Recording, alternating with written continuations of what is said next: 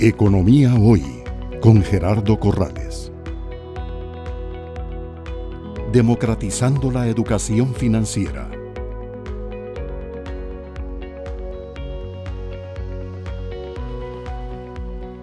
Este es el estudio 6 de la secuencia que venimos haciendo. En algún momento tuve la ilusión de hacerlo una vez al mes para migrar al modelo chileno, que es una vez por semana. Se imaginan lo que son 800 entrevistas semanales, consistentes todas las semanas, para poder detectar entonces esos subes y bajas. Vino Bukele, bueno, fue malo. El fenómeno de la emergencia fue bueno o fue malo. El tema de la WEI fue bueno o fue malo, pero no hemos llegado a esa disciplina ni a esa capacidad de recursos, porque son estudios caros, máxime cuando los hacemos persona a persona y no telefónico, pero hacemos el mejor esfuerzo.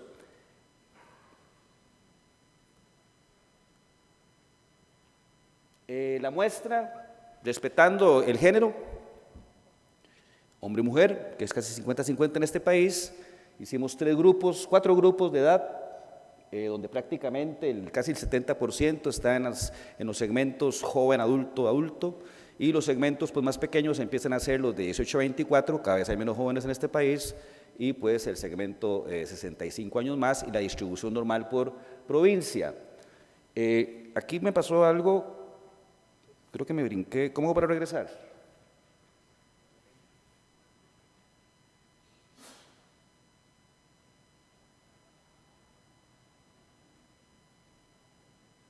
Porque antes de eso, ahí... Ok, ahí está. Es que está presentando en dos pantallas. Ok. Esta es la ficha técnica del estudio cuantitativo.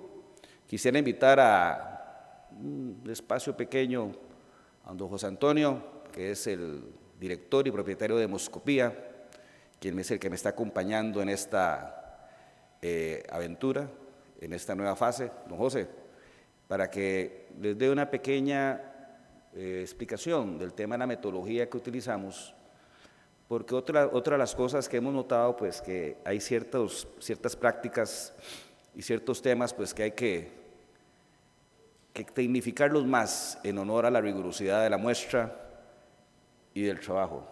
Así que don José, lo dejo un par de minutos ahí para que se eche.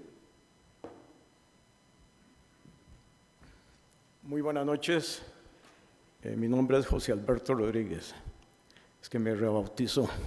¿Okay? Voy a hablar sobre las características técnicas del estudio, pero antes de empezar con ese tema, yo quiero hacer 2 reflexiones. Entre las cosas que se han deteriorado en este país, que son bastantes, una de ellas es la investigación social a todo nivel y la investigación, obviamente, política. Es frecuente que algunas empresas no utilizan sistemas de muestreo estadístico, sino que sacan cuotas de población en centros comerciales, en paradas de buses y parques, lo cual es una grave violación a la ciencia y obviamente a la estadística. ¿Por qué? Porque eso genera un factor de, primero, no hay representatividad universal al universo escogido. Y por otra parte, hay un sesgo porque no es lo mismo entrevistar a una persona en un parque o en una parada de bus que entrevistarlo en su hogar. La otra reflexión que quiero señalar es que muchos estudios actualmente solamente se van a los aspectos de carácter político, partidario, reputacional de la población. Pero olvidan algo muy importante, y es que para poder entender realmente el porqué de nuestros comportamientos, y esa es una pregunta que nos hacemos siempre, ¿qué pasó con el costarricense? ¿Por qué esa tendencia tan alta a favorecer al presidente? ¿Por qué tanto disimulo? Y no solamente eso, vamos a ver unos cuadros muy interesantes posteriormente que hablan sobre, dígame qué ha hecho este gobierno y dígame en qué se ha equivocado. Las estadísticas son realmente caricaturescas. Entonces, no se investiga aspectos que tienen que ver con la etnología, la psicografía. No se hace ningún intento de penetrar un poco en la sinapsis cerebral de los ciudadanos. Y entonces encontramos datos, pero no encontramos explicaciones en torno a la conducta humana en relación a ese dato. O sea, hay un divorcio. Y esto es un aspecto que hay que tomar mucho cuidado, porque estudios que hemos realizado, modelos como la teoría de sesgos, el tema de la narrativa, el tema psicográfico y etnológico y otros elementos más, nos ayudan a entender el porqué de ese comportamiento a veces tan errático y tan criticable de la población costarricense. Dicho estas dos observaciones, voy a señalar los aspectos del estudio. El periodo de recolección del estudio fue del 29 de octubre al 20 de noviembre. Fue un estudio complejo, porque nos tocaron las épocas de mayor crudeza en las inundaciones y demás, y el estudio que estaba programado para menos tiempo se nos prolongó. El instrumento es una encuesta, digamos una encuesta a profundidad. ¿Por qué?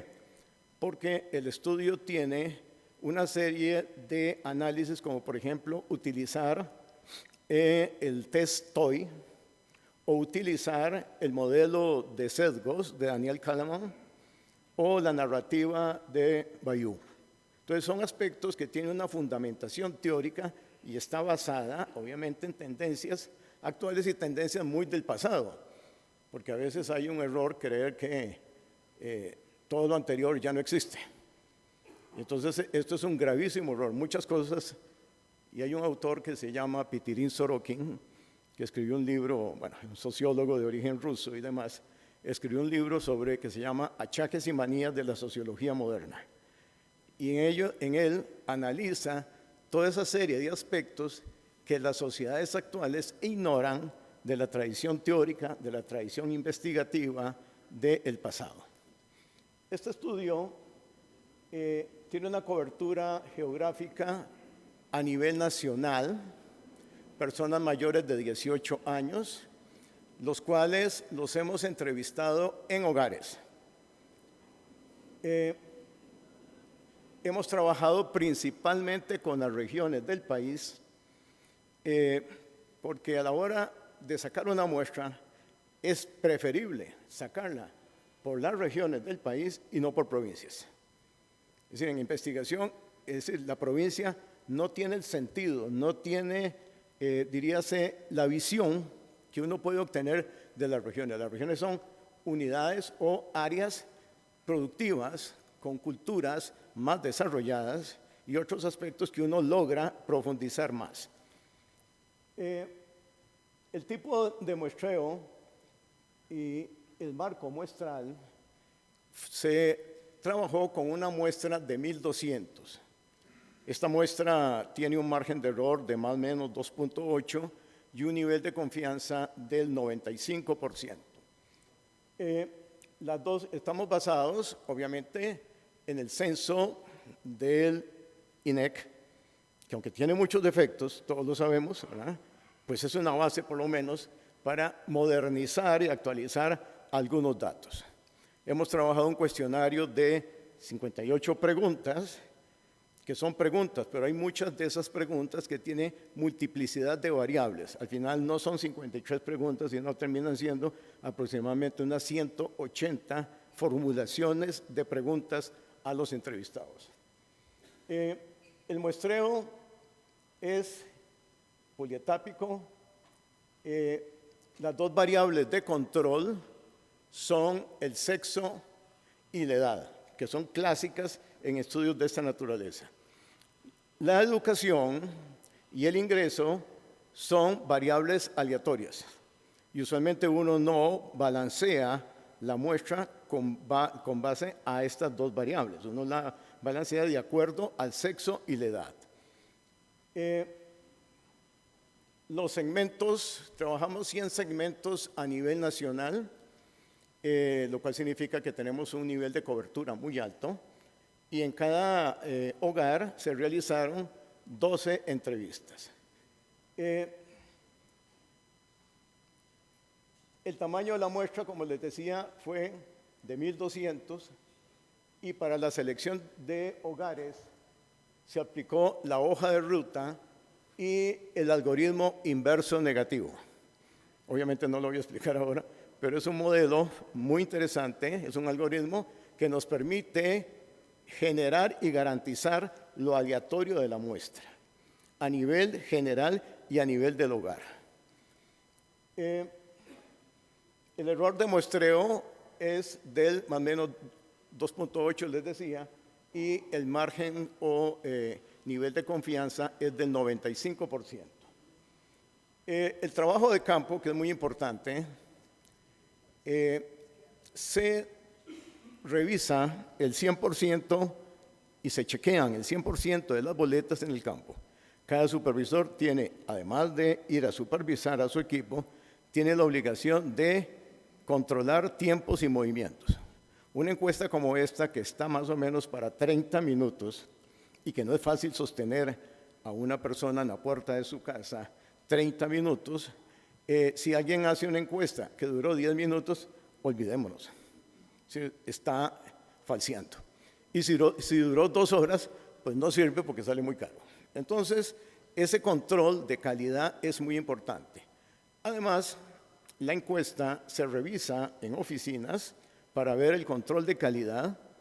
Se rechazan encuestas que no cumplen con los requisitos y se hace lo que se llama un rescate de boletas, que es llamar a la persona para reformular las preguntas que consideramos que no están correctas.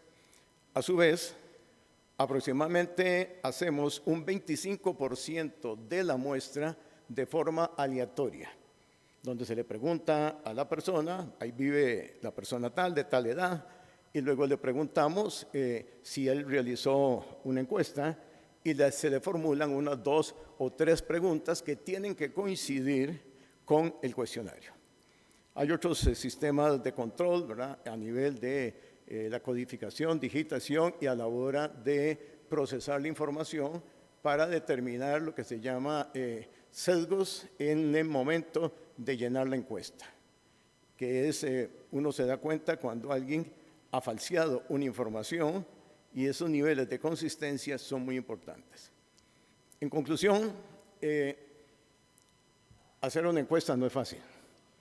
Y hacer una encuesta de este tipo que reúne el 100% de las obligaciones y compromisos ético-investigativos no es fácil.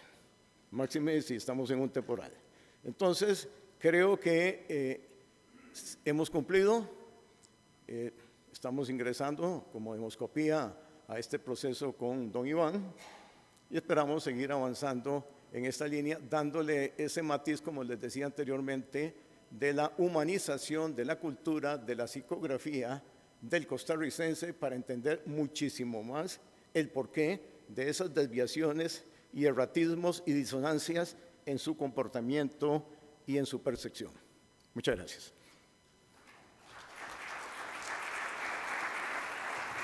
Bueno, muchas gracias, don José. Queda claro que es una metodología bastante profesional, bastante profunda, y pues que lo que persigue es la máxima certidumbre posible. En esto no hay ciencia exacta, es más un negocio de tendencias, y como ya llevamos 6 mediciones, va a ser muy interesante observar lo que está pasando, y que es muy, empata mucho con lo que se está viendo en los otros estudios, números más, números menos, después de un 2023 donde yo siempre he dicho que la política es como el fútbol. En el fútbol, si usted controla el balón, controla el juego. Si en política usted controla la conversación, controla el juego.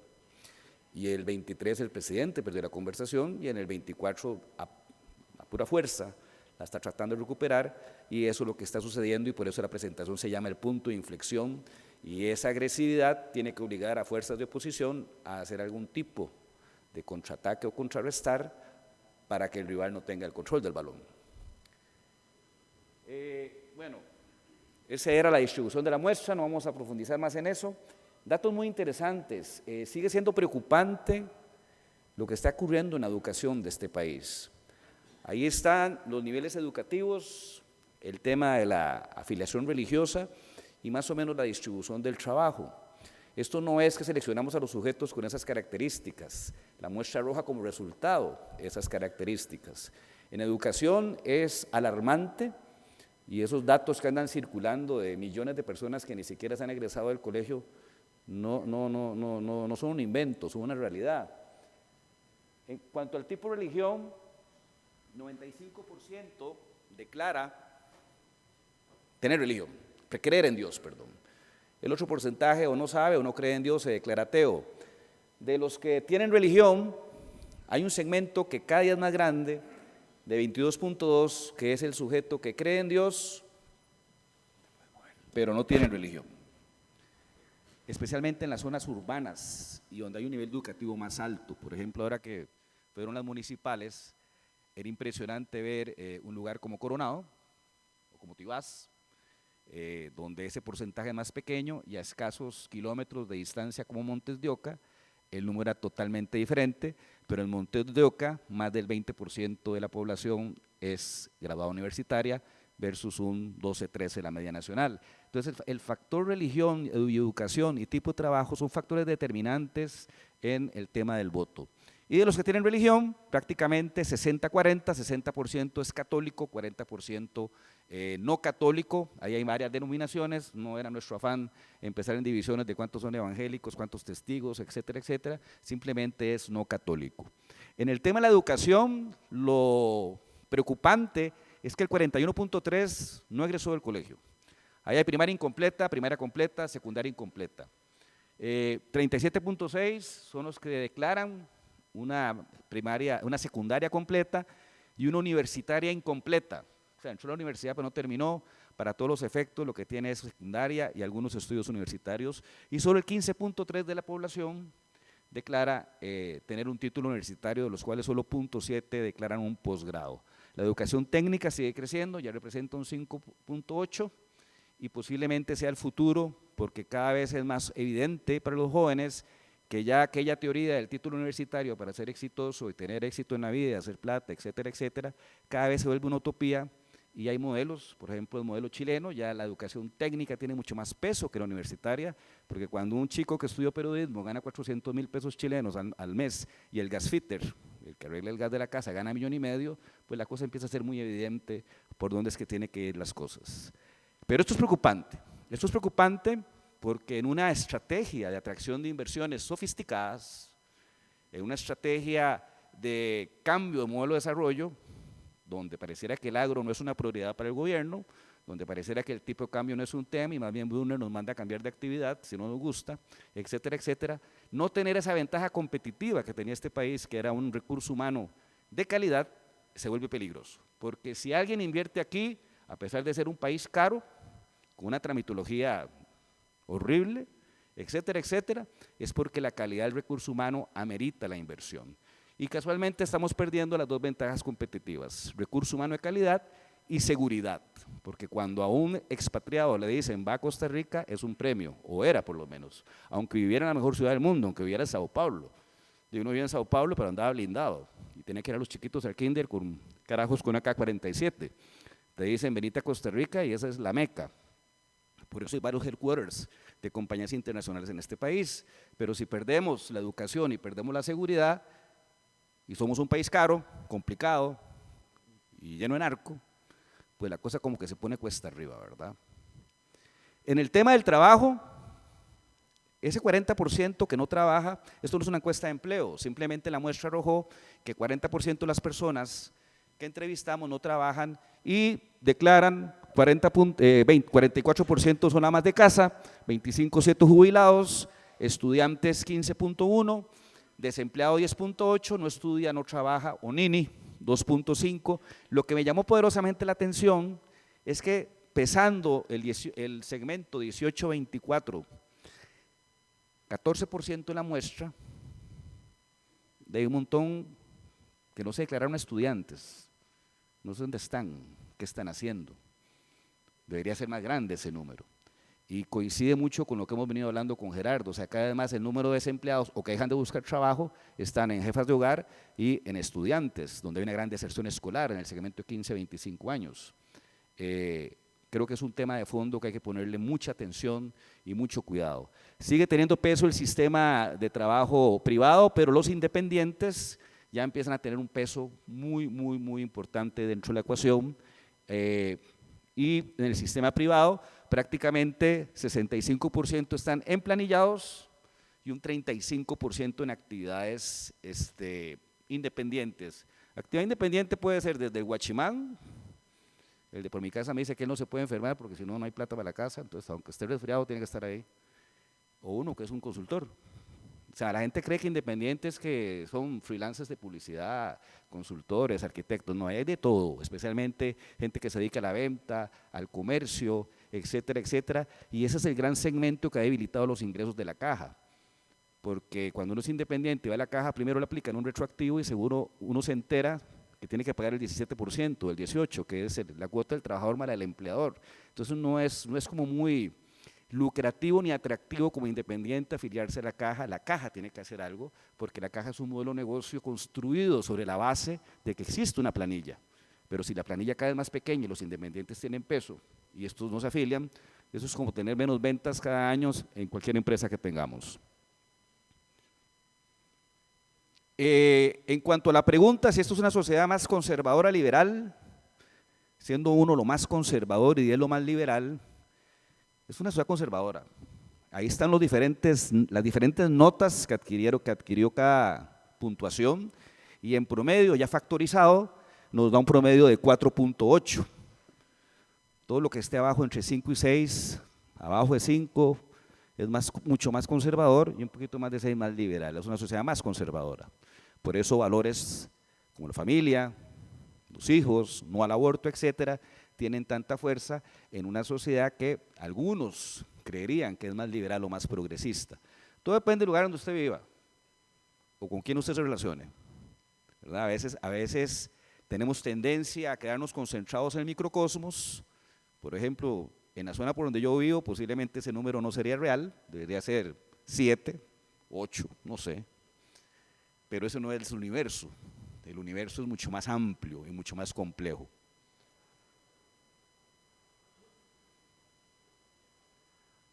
¿Cómo se informa usted en este momento?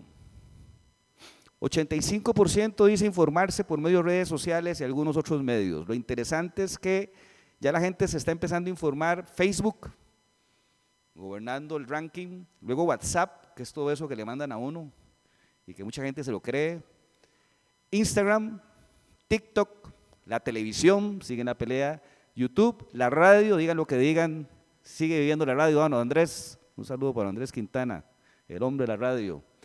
Correos electrónicos, cosas que le llegan a uno, periódicos digitales, el boca a boca, Twitter, muy pequeño, pero Twitter tiene una particularidad que en el mundo político, a pesar que tiene un peso muy pequeño en el universo, en el consumo de medios, tiene mucha incidencia por el tipo de personajes que ahí pululan. Periódicos impresos, ahí hay un problema, eso debería ser 1, no 0,1, pero bueno, no importa. Periódicos impresos están en grandes problemas, bueno, ya quedan 3 nada más, La República, La Nación y La Extra, y cada día la cosa se vuelve más compleja en un modelo de negocio que exige ser más creativo o reinventarse de alguna manera.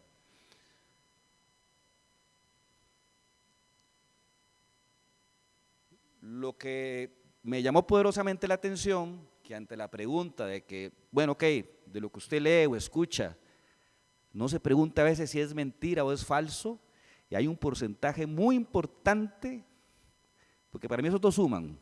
A veces es como decir sí, lo dudo, y siempre es categórico. O sea, hay un gran porcentaje de la población que está leyendo, que está consumiendo nosotros mismos, y nos pasa por la cabeza si eso es verdad, si es real, si es falso o no. Habría que profundizar el por qué.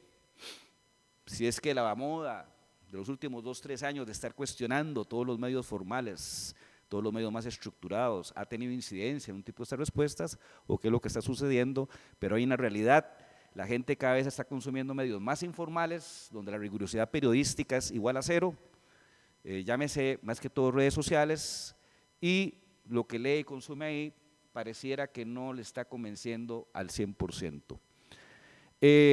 Sobre algunos acontecimientos que ocurrieron en las últimas semanas, escogimos 4, uno de ellos fueron las amenazas de muerte que circularon para varios funcionarios o líderes de nuestro país, como lo fue el señor Rodrigo Arias, como lo fue la diputada Álvarez, la diputada Guillén, el fiscal. El 38% se enteró y 91.6% no está de acuerdo. Totalmente censurado, totalmente vetado, ese tipo de acciones que rayan ya en una violencia a la cual no estamos definitivamente acostumbrados. En el caso Barrenador, 63% de la gente sí cree que es un acto de corrupción. Ahí sí la versión que el gobierno trató de implementar en su relato de que era una persecución política o de que era un montaje, pareciera no haber tenido éxito. Hay un convencimiento en la población de que el 63% dice que sí es un acto de corrupción. Esta sí es preocupante. Ante la pregunta de las insinuaciones del presidente de alzarse en contra de la Asamblea Legislativa o en contra del Poder Judicial, ya 33% dice, estoy de acuerdo. Y de ese 33%, la mitad diría, y yo participo. Yo no sé ustedes, pero hace unos 10 años eso hubiera sido imposible. Pero ya hay un porcentaje respetable, y para mí un 33% es respetable, que dice que no le suena mal alzarse en contra de la Sala Cuarta, del Poder Judicial o la Asamblea, y de ese 33% la mitad dice, y yo participo. Ojo con eso. Aquí, detrás de estas cosas, vienen todos los cruces de rigor. Con José, ¿qué vamos a hacer? Bueno, estos que dicen que sí, a quién pertenecen, con quién simpatizan, por quién votan, etcétera, etcétera. Pero esto es un dato que es un semáforo en todo sentido. Es frecuente que el presidente Chávez genere ataques fuertes y hasta burlas, básicamente bullying. Igual, hay un porcentaje que me pareció alto, que está de acuerdo. O sea, la mayoría no está de acuerdo, pero 25% que esté de acuerdo con una actividad más agresiva y de ataque hacia personajes e instituciones, pues da mucho que pensar. Eso es un poco el marco general de la muestra, de cosas que preguntamos, aprovechando de que en un periodo de tiempo de campo, tres semanas, pasan muchas cosas. Desgraciadamente, en el momento en que hicimos esto, no estaba el buquelazo, pero es tarea que nos queda para la próxima entrega. ¿Cómo califica usted la situación del país? En la suma de positivos contra negativos, un saldo de menos 5.5, nunca andaba en positivo, pero lo importante es ver que se da una recuperación muy importante con respecto a la última medición de enero del 24, y es una constante que vamos a ver en todas las gráficas, que en esta medición se ve una recuperación en los indicadores con respecto a las tendencias que se traía. La gráfica de acá es el cierre de gap entre positivos y negativos, y la gráfica verde es el saldo o el neto, le llamábamos en Sudamérica el neto de aprobación, que es cuando uno al positivo le suma el negativo para ver realmente de qué estamos hablando. Porque a veces hay números de aprobación que pueden parecer atractivos, pero cuando usted le arrima los negativos, no es tan atractivo el número. Situación económica muy parecida, menos 10.2, pero se repite el patrón, ojo ahí, y en eso sí el relato oficialista ha sido muy, no voy a decir hábil, muy insistente, coherente por lo menos, en que la economía está bien, somos los campeones de la economía, somos los jaguares, la inflación más récord del mundo, ahora baja, salario promedio más alto, pero nadie dice que es por tipo de cambio, baja el desempleo, y entonces la consistencia en ese relato empieza a crear un imaginario de que la economía está bien. Vea que arrancó en un negativo de menos 33 de saldo, fue recuperando y se ha mantenido, y prácticamente en esta última edición crece levemente. Digamos que ahí el oficialismo se ha notado un gol bastante bien en que la percepción de la población sea que la economía esté bien. Y lo más interesante es, ok, y su situación económica individual, y resulta que la economía del país andaba en negativo, pero la mía anda en positivo. Hay una tendencia siempre la gente en decir que está mejor que la situación general. Y se ha mantenido ahí, básicamente, después de una recuperación, estuvo en negativo, y hoy por hoy se maneja entre los 25 y los 30. Costa Rica está progresando, estancada o en decadencia. Estancada, ahí se mantiene, va cayendo, progresando, y en decadencia ahí va. Yo podría decirle que es como contradictorio, pero van a haber muchas contradicciones en este estudio, porque lo que hablábamos hace un rato, las preguntas a profundidad con respecto al presidente no pintan bien, pero cuando usted le pregunta que lo califiquen, le ponen buena nota. Es como, es estudio a profundidad realmente lo que hay que hacer ahí para entenderlo. Situación país, a futuro, hay optimismo. La gente dice que la cosa va a mejorar, el saldo positivo es 16.4, pero cayó con respecto a la tendencia que traía. Eso habrá que esperar 2 mediciones más para ver si es una tendencia definitiva o fue una circunstancia del momento, pero sí es una caída abrupta y prácticamente lo lleva abajo de los niveles que arrancamos. Expectativas de la economía del país, igual en positivo, había caído bastante. Lo que les he dicho a todos, el 2023 fue un año muy malo para el gobierno, muy malo en que perdió el control, perdió participación de mercado, perdió aprobación. Si usted agarra cualquier estudio de agosto del 22, andaba en los 90s, y al cierre del 23 andaba entre los 40s y 50s. Perder 40 puntos es, o sea, no es jugando, y en el 24 lo logró aplanar, y últimamente ha venido con cierta recuperación. Expectativas personales disparadas. La gente considera realmente que su futuro es para mejor y se ha mantenido ahí en recuperación desde la medición de junio del 23. Se repite el patrón de que hay una tendencia a que yo puedo calificar mal la situación general del país, la economía del país, pero la mía, mis expectativas, mi positivismo va a estar ahí siempre presente. Los problemas del país: inseguridad, violencia, costo de vida, desempleo, en cuarto lugar corrupción. Eso es un patrón que se nos ha repetido en todos los estudios. Lo que sí percibí en esta es que la inseguridad había estado un poco más despegada, bastante más despegada de costo de vida y la salud. Y sí hemos visto algunos datos con que ya hay cierta conciencia, no cierta conciencia, es una realidad, de que cada día está más caro todo, realmente a la gente le está costando, y eso está empezando a tener un peso muy fuerte en la ecuación como problema, y me da la impresión, no tengo datos, me da la impresión de que ya alguna gente está empezando a ver este tema de que se mueren 10 por día como parte del paisaje. Eso es peligrosísimo, porque cuando eso pasa es porque estás ya prácticamente cayendo en derrota con el problema, menos si no ves que la autoridad esté trabajando fuertemente en el asunto. La democracia en Costa Rica, vivimos en democracia, sí, de acuerdo, muy de acuerdo, realmente, y más adelante hay todo un apartado con más detalles sobre el tema. No se siente realmente un peligro con respecto a la democracia en Costa Rica, pero ahí hay un detalle. ¿Qué entiende la gente por democracia? La gente entiende por democracia que no tenemos ejército y que votamos libremente, pero la democracia es más que eso, es poder tener un servicio público de salud de calidad y no tener filas de espera 2 años. Es tener un servicio de educación de calidad que le permita a tu hijo educarte sin necesidad de pagar, no sé, tarifas de 200, 300, hasta $1,000 un colegio. Entonces hay que hilar muy delgado en ese tema de la democracia, porque la democracia la hemos limitado a temas como más románticos con respecto a un tema de no tener ejército, como la Suiza centroamericana, votamos libremente, nunca ha habido desde hace no sé cuántos años un fraude, pero creo que el asunto es más profundo que ese tema. El gobierno, ¿qué tan informado usted está sobre la labor del gobierno? No mucho, realmente es pequeña la gente que dice estar informada del gobierno, y todos caen en esa categoría del más o menos de vez en cuando.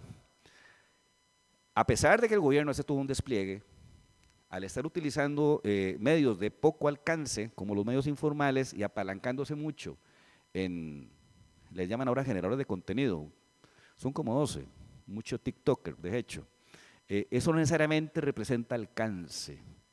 Eso hay que tener mucho ojo con el tema. Realmente la gente no se está informando tanto del tema del gobierno. ¿Va por buen camino? 44.6 dice que va por buen camino, 39.3 dice que va por mal camino, opiniones divididas, y eso va a ser una constante conforme veamos todas las gráficas. Aquí se están creando dos bandos, los del sí y los del no, o los de arriba o los de abajo, con corona sin corona, pongan el nombre que quieran, son dos bandos. ¿Tiene el gobierno un plan para enfrentar la problemática del país?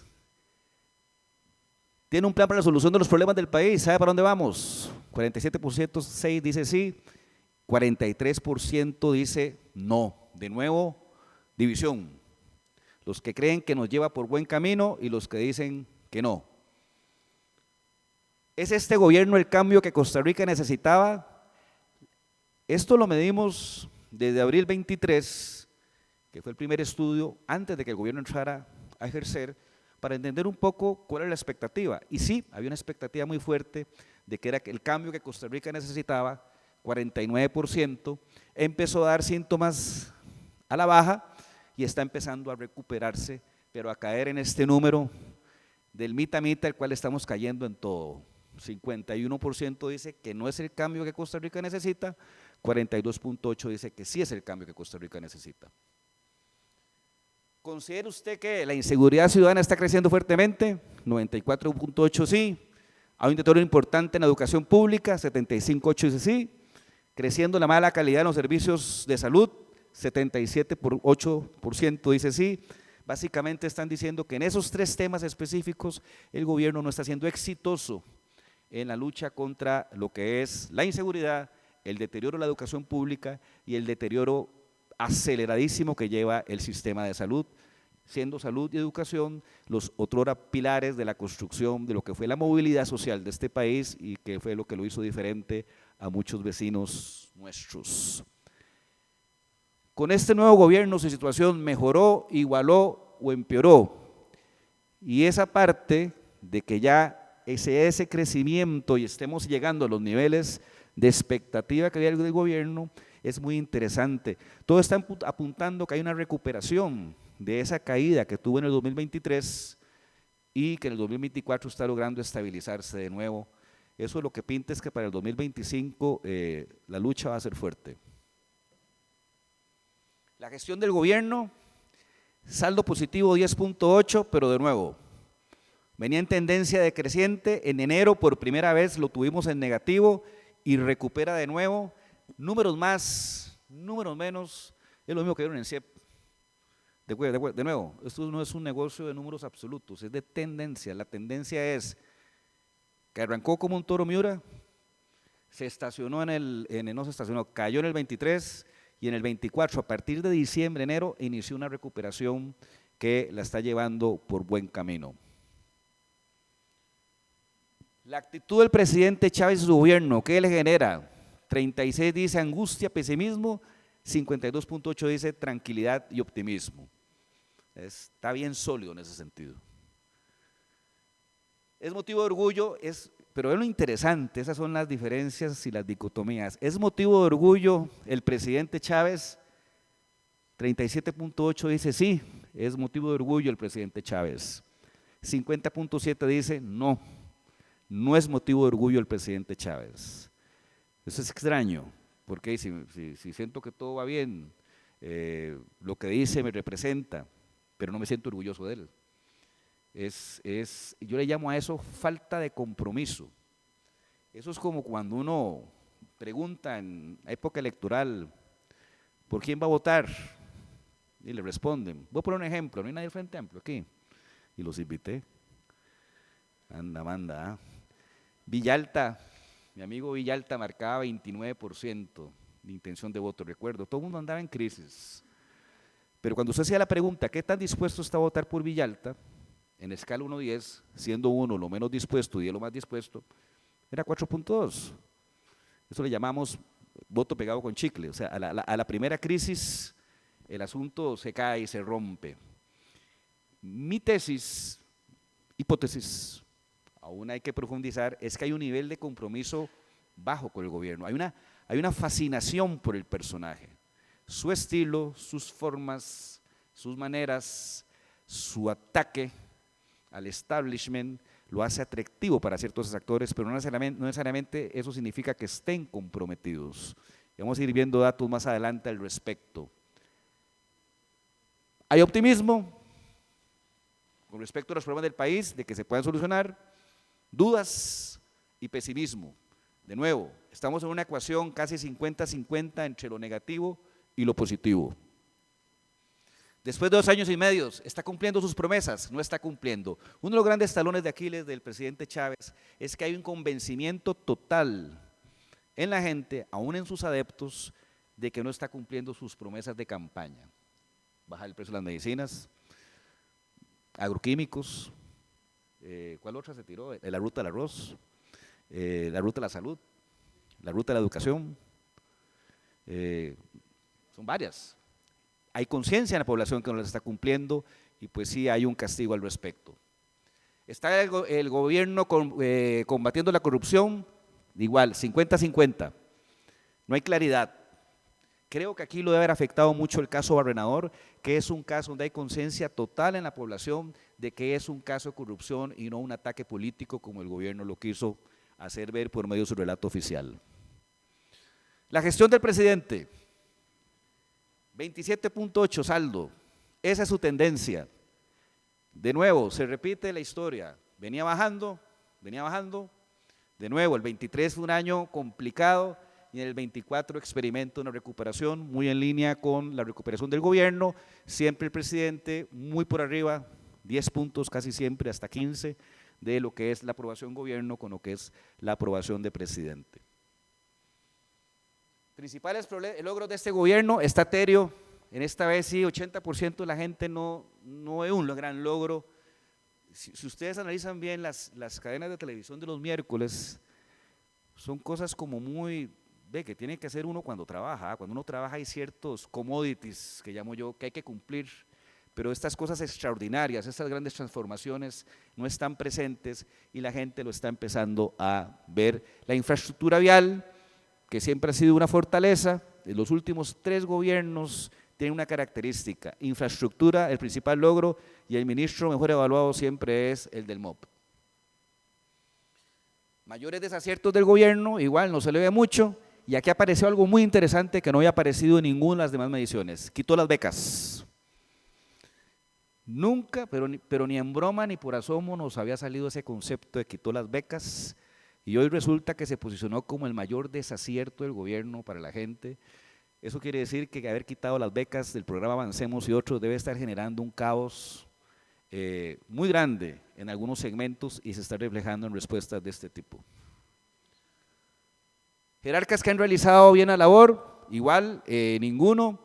Hay marginales, Mauricio Batalla, el presidente, la gente le dice el del OIJ, pero es Randall Zúñiga. Digamos que son los tres, porque es curioso, Randall me decía, yo tengo nombre, le digo, pero si la gente no te ubica, te dice, es más, coloquialmente le dicen el MA del OIJ. Entonces es la tarea de él, posicionarse con su nombre, pero está ubicado en el imaginario y tiene una calificación muy buena en la evaluación de personajes. Los que no han realizado una buena labor, por primera vez en la serie, los diputados, no personalizados, sino como figura, es lo que la gente considera como jerarcas que están realizando la mala labor. Cuando la gente se le dice jerarcas, él no diferencia si un diputado, si el del OIJ, si el del fiscal es jerarca o no, todos van para el mismo saco. Y por primera vez los diputados son los que lideran este ranking. Pareciera que el discurso oficialista de ataque sistemático a los diputados pues está surtiendo cierto efecto. Mapa político electoral. Viene bonito. ¿Cuál es el partido político de su simpatía? El PLN y el partido del presidente son las dos fuerzas políticas a nivel de simpatía partidaria más grandes de este país hoy. Pero al partido del presidente tienen que sumarle el PPCD, Partido Progreso Socialdemócrata, porque la gente tiene un arroz con mango en la cabeza. Cuando usted le pregunta a la gente que contesta el partido del presidente, ¿cuál es el partido del presidente? Te nombran al PPCD, algunos el de Natalia, otros aquí Costa Rica manda, y hay todo un enredo. Luego viene el Frente Amplio, el PUS, Nueva República, PLP. Esa es la comparación entre los dos partidos más grandes o fuerzas políticas más grandes, Liberación y la suma de la declaración del Partido del Presidente y del Partido Progreso Socialdemócrata. Hoy sería más grande, 3, 4 puntos, que con ese margen de error sí es significativo, todo lo que se agrupe como Partido del Presidente. Esa es la realidad. Y entonces cuando le preguntamos a la gente, bueno, ¿y por qué votaría? Hay un empate técnico entre el Partido del Presidente y el PLN, aunque le subimos el PPCD, esa diferencia no va a ser mucha. Hoy, si las elecciones fueran hoy, la segunda vuelta es Liberación Nacional y lo que resulte ser del Partido del Presidente. Pero no nos vayamos en la finta, porque como la gente declara que no tiene partido en un 65%, el factor candidato va a hacer una gran diferencia y más adelante lo vamos a ver. Eso a nivel de instituciones, la UCR siempre liderando, el OIJ se ha posicionado muy fuerte en el imaginario, tanto la institución, y ahí don Álvaro Ramos no me deja mentir, que el OIJ es el que está sacando la casta en toda esta lucha contra el crimen organizado, y su director, que se ha sabido posicionar como marca, no como Randall Zúñiga, sino como el OIJ, pero por lo menos es mencionado y aparece. A nivel de fracciones, esas sí son valoradas. Yo siempre he dicho que es un poco injusto ese ejercicio porque las fracciones cargan con el estereotipo y la mala percepción que hay contra la Asamblea Legislativa en general. Entonces, necesariamente no es en sí una evaluación muy justa. Ahí está más o menos la tendencia. Lo que sí es rescatable es que el Partido Progreso Socialdemócrata, como fracción, hoy es la única que se pone en un rango positivo y los demás andan ahí en negativos. Llama la atención también el crecimiento del Frente Amplio de este último año en sus valoraciones, cayendo los negativos y aumentando los positivos, prácticamente ahí en una lucha con Liberal Progresista y la Unidad, y el Partido Nueva República pues sigue creciendo y recuperando terreno. ¿Cuál diputado ha hecho su trabajo y cuál no? Tampoco le presto mucha atención porque ambos porcentajes de no sabe, no responde y ninguno y allá son tan altos que lo demás son números que no son tan fuertes, pero si hay un patrón, casi que los que están haciendo bien su trabajo tampoco lo están haciendo bien. Eso significa que son los que están en la cabeza, en el imaginario de las personas. Don Rodrigo, doña Pilar, Fabricio, Eli, y ahí algún otro se cola, pero digamos que ese es, siempre gira alrededor de esos nombres, que son los que tienen el protagonismo y el liderazgo. El tema de noviembre, dimensión emocional y expectativas. Entre estar feliz y estar tranquilo, ¿usted qué prefiere? La gente quiere estar tranquila, lejos de malas noticias, de mala vibra. ¿Cómo se siente usted con la información que recibe? Entre más libre y menos libre, ahí está muy parity. ¿Qué prefiere usted prioritariamente? ¿Una vida tranquila, económicamente razonable? Ahí más o menos. Versus una vida menos tranquila porque tengo más trabajo, más éxito económico, etc. O sea, hay como una nostalgia y eso lo hemos detectado en otros estudios que hemos visto. Hay un gran segmento de la población de este país que tiene nostalgia. Nostalgia por la Costa Rica que fue. Todos los que se ubican entre los 40 y 80 años van en ese saco. Nostalgia. Nostalgia por el bipartidismo que daba estabilidad. Nostalgia por el pura vida.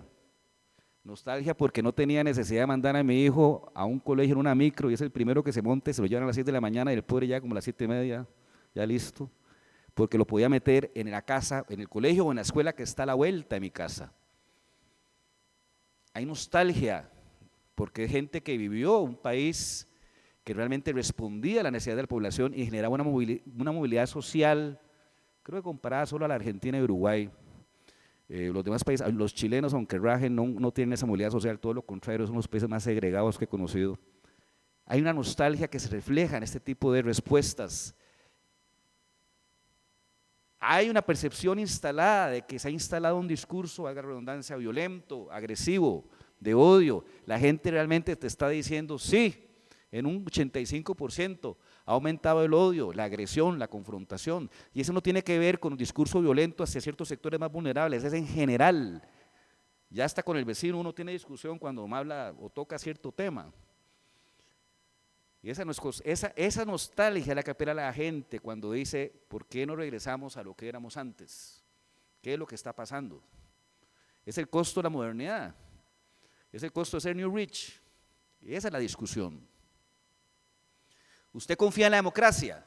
Ojo, 40% te dice razonablemente, o sea, más o menos, se está instalando un discurso y un concepto de que sí, hay democracia, pero no estoy tan convencido. ¿Por qué? Porque ya el sistema no le está respondiendo al sujeto, como se lo respondía hace muchos años. ¿Es la mejor forma de gobierno? Sí. Ha instalado en el imaginario que la democracia es la mejor forma de gobierno.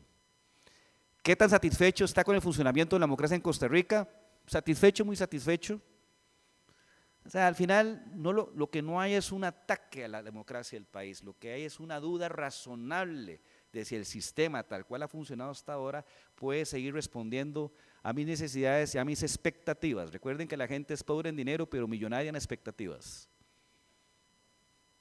¿En qué grado confía en el sistema electoral? De nuevo otro semáforo, ya 40% de la gente te dice, más o menos confío. Es un tema peligroso porque eso es el tema del sistema electoral y la pureza del sufragio es una de las grandes fortalezas del sistema democrático de este país. Así lo hemos visto, ¿verdad? Ok, evaluación de personajes políticos. Aquí nunca se queda bien. Vamos, Rolando, nunca se queda bien, ¿verdad? Pero bueno, hicimos un esfuerzo. 40 y resto de personajes, porque hay que ser honestos, ya estamos en campaña electoral.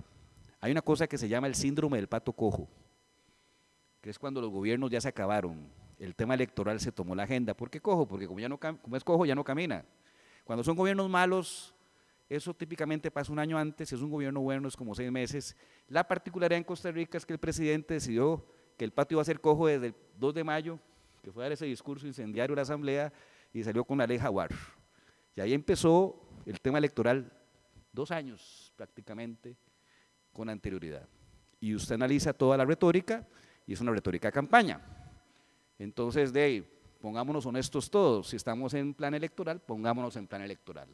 Definimos personalidades que sabemos que van, otros que están, lo estoy pensando, pero uno sabe que sí, y otros que uno está con la duda. Y algunas referencias que pusimos para tener cierto control de calidad. Bloque 1, personajes hasta con 30% de conocimiento.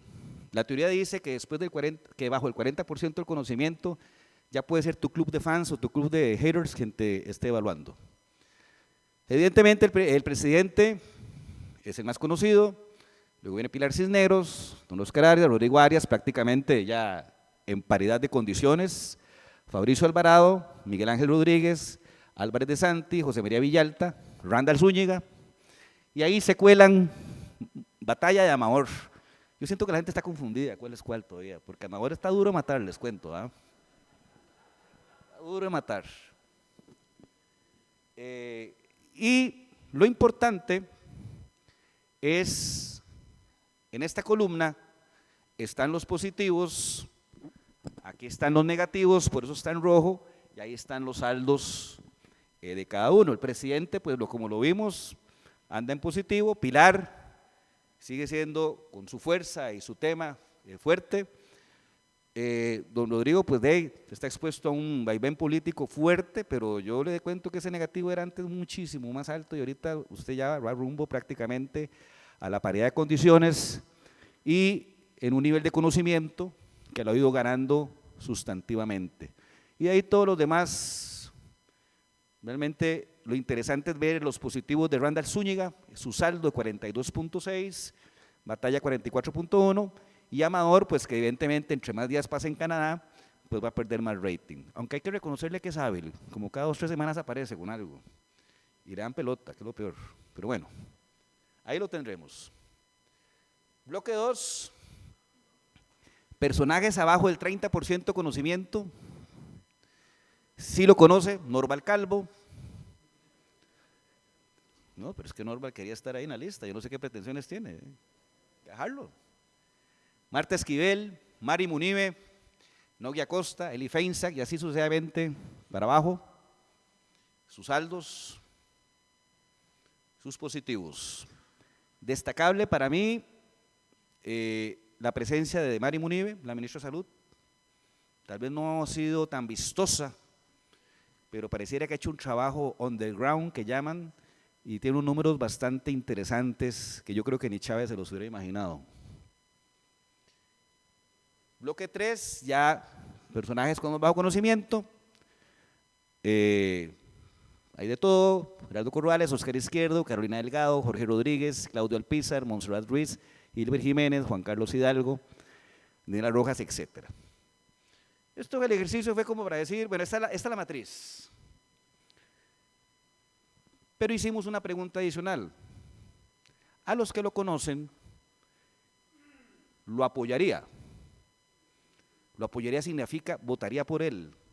Y a partir de ahí hicimos un algoritmito bien sencillo para entender qué nivel de apoyo tendría cada sujeto visto ya como un potencial candidato.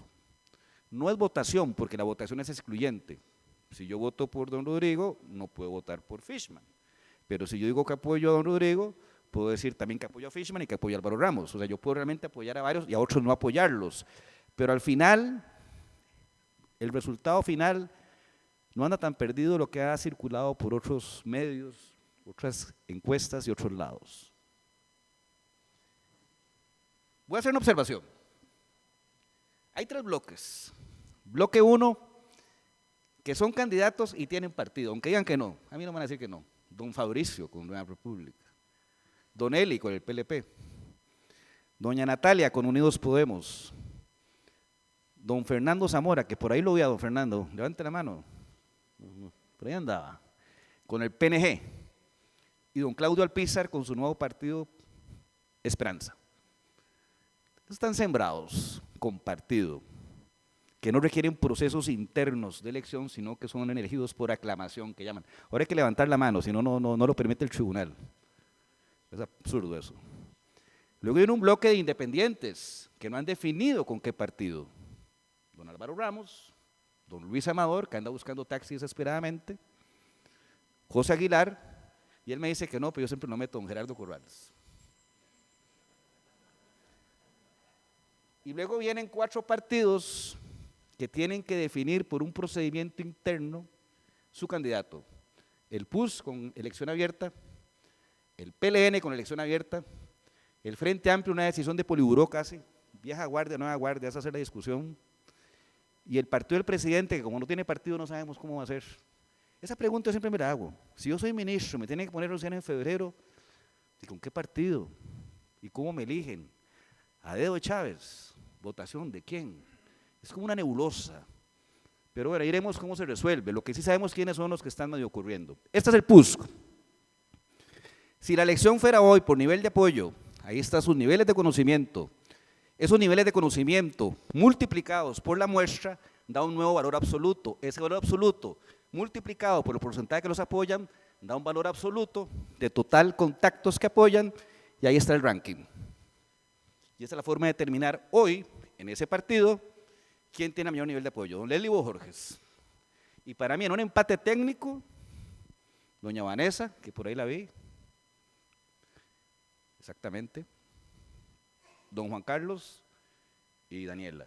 Y don Erwin puede quedarse en el BCE.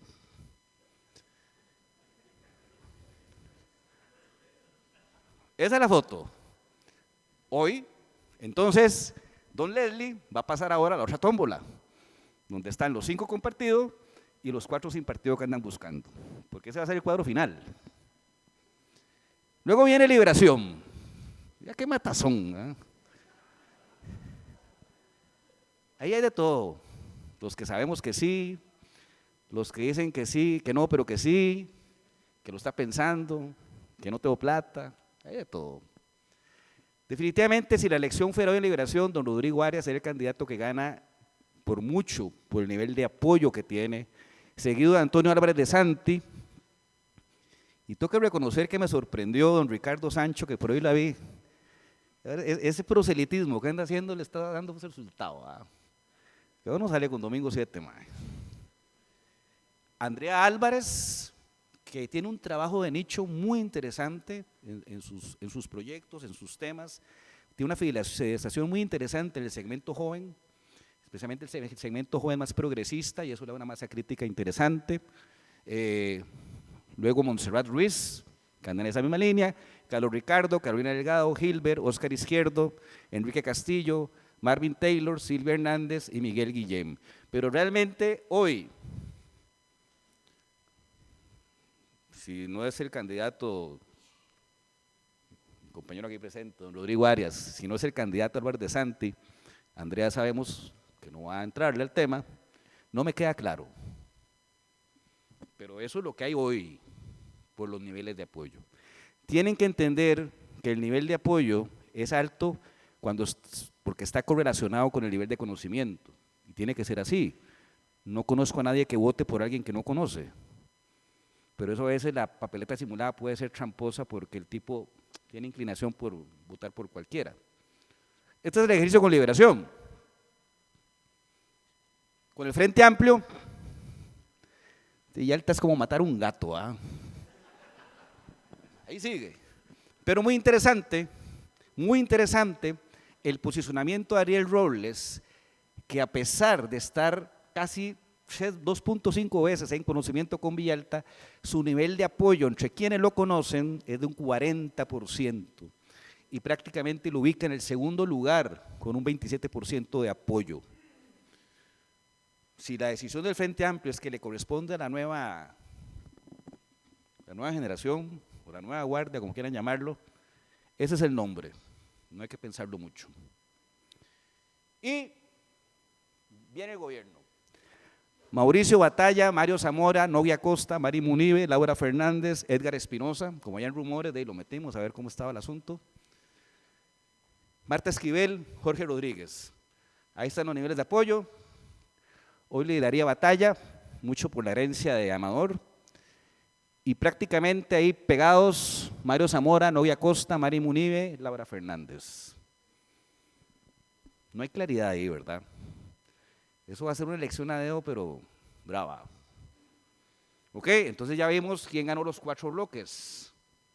Batalla en el gobierno, Villalta en el Frente Amplio, don Rodrigo Arias en Liberación, Leslie Bojorges en la Unidad. Ahora sí, con los independientes y con los que tienen partido, aunque digan que no. Aunque Fabrizio se me haga ahí, más que se esconda, yo sé que sí. Ahí está. Hoy, don Fabrizio Alvarado, como candidato, vean qué curioso, como partido tiene un 2% de apoyo, como candidato no. Pero eso es histórico. En la última elección, ¿cuánto fue el quiebre de voto? 40%. Por cada 10 que votaron por Fabrizio, 4 por sus diputados. Ellos no deberían tener 7 diputados, deberían tener 11. Segundo lugar, ojo. Auxilio. Soporte técnico, ahí nomás y mejor. Ahí está. Segundo lugar, en un empate técnico, don Rodrigo Arias. Eso yo lo he visto ya como en 2 estudios más de otras empresas. Las figuras de Fabrizio y don Rodrigo son las más sólidas en este momento. Ustedes tienen que entender algo. En 1994, que ganó José María, votó el 80% de la población, es la votación histórica en convocatoria. Y 2 partidos se repartieron el 92% del volumen de los votos. En el 22 bajó a 60 la participación, el mercado se hizo más pequeño, la torta se hace más pequeña. Y 6 partidos se repartieron el 94% de los votos. Torta más pequeña, más jugadores. ¿Qué significa eso? Dispersión electoral. La barrera de entrada cada vez es menor. Por eso Chávez la segunda vuelta la pasó con un 17 punto algo por ciento. Eso era impensable hace unos tiempos. Entonces, en la dispersión electoral, los bloques con masa crítica, público fidelizado, por historia partidaria, Liberación, la Unidad, por tema que representa una agenda más conservadora, y es la única opción en este momento, Nueva República y Fabricio, el presidente que ha hecho su buchaca. Si usted me pregunta, a mí son los 4 bloques competitivos en ese escenario de dispersión electoral. Eso solo puede romper la magia o el empuje de un candidato que surja o que esté aquí entre nosotros y todavía no se haya tirado al ruedo. Mauricio Batalla, Luis Amador, José María Villalta, Álvaro Ramos, Eli Feinsack, Gerardo Corrales, Lelivo Jorges, Claudio Alpizar, Natalia Díaz, José Aguilar, Fernando Zamora. Así quedaría el ranking de los potenciales candidatos o, que en su defecto, las figuras que ganan en sus bloques, integrados con algunos que sabemos que son candidatos, u otros que andan buscando partido con quien estar. Hicimos esta construcción para no entrar en esas carajadas de papeleta simulada y saco a fulano y saco a mengano, y estamos llegando a algo que les puedo asegurar que en la próxima entrega que vamos a hacer, papeletas simuladas, no va a andar muy largo. Esa es la realidad electoral de este país. A mí me llama la atención algo, no lo metí ahí porque me dijo que nada que ver con la candidatura, pero en el PUSC, quien lo lideraba era Miguel Ángel Rodríguez. Me llamó poderosamente la atención, en el PUSC Miguel Ángel Rodríguez, en Liberación don Rodrigo Arias. Yo no es que no esté de acuerdo con la renovación, pero ante el ambiente hostil, de choque y de agresividad que se está desarrollando en el país, la gente quiere liderazgos maduros, sólidos, que garanticen seguridad, confianza y que sean la antítesis de lo que estamos viendo todos los días y que a muchos no nos gusta. Pero, de nuevo, esto es hoy, aquí faltan más. No sabemos quién es el candidato del Partido Progreso Socialdemócrata, que hoy es el partido del presidente. Más, si yo fuera Amador, ya estaría negociando ese taxi con Luz María. ¿Se imaginan? El exministro más famoso con el partido que llevó al presidente del gobierno. Eso sería lo más morboso de este mundo para la próxima elección. Entonces, el CR1, don Juan Carlos, no tienen candidato todavía, y es un partido que está bastante amarrado, bastante bien, más los que se están formando. Hay como 3 chavistas ahí, no recuerdo los nombres. Esto es hoy.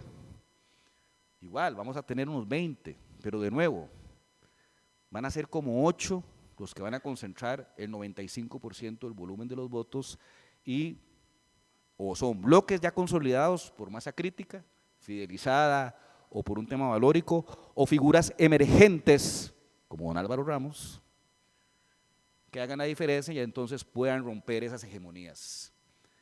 Pero así está la situación, como lo vieron, situación país. La gente dice que la cosa está más o menos con el gobierno, lo aprueban, pero no están casados con él. La democracia existe, aunque hay semáforos, como ya las dudas del sistema electoral, o que alguien diga que sí, que va y se levantan armas contra la Asamblea, que estaría dispuesto a. Esos semáforos no hay que perderlos de vista. Y pues aquí están el análisis de personalidades, con lo cajonero de siempre, conocimiento, positivo, negativo, pero hicimos este ejercicio de los bloques para darle mayor aterrizaje a las posibilidades de candidaturas. Economía Hoy, democratizando la educación financiera.